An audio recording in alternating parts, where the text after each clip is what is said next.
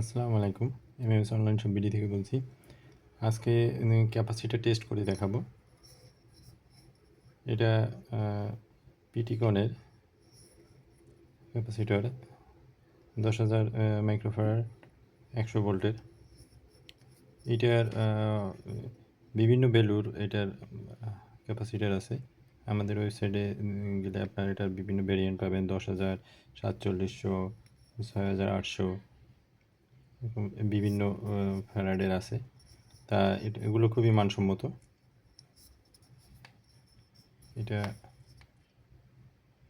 খুবই মানসম্মত ক্যাপাসিটার এটা। তা এই ক্যাপাসিটার আসলে দুইটা দিয়ে দেখব যে অ্যাভারেজ ভ্যালুটা কেমন আসে। টেস্ট করার সময় অবশ্যই টার্মিনালগুলো শর্ট করে নিতে হবে। এখানে আমরা নিউট্রাল দিব,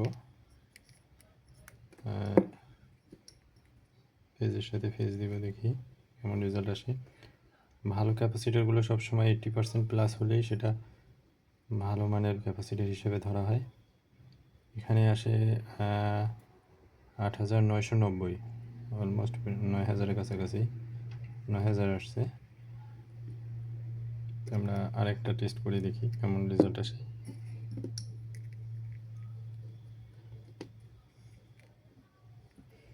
একটু শর্ট করে নেবেন আগে।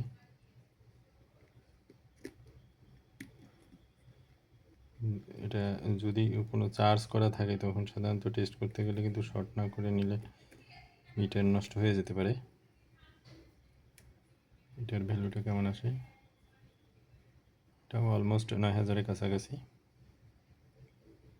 8,994, 8,994।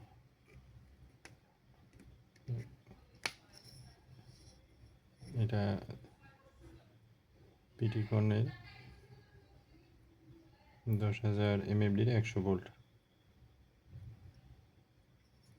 এর ডিটেলস স্পেসিফিকেশন আমাদের ওয়েবসাইটে দেওয়া থাকবে, ওখান থেকে দেখে আপনারা অর্ডার দিতে পারবেন।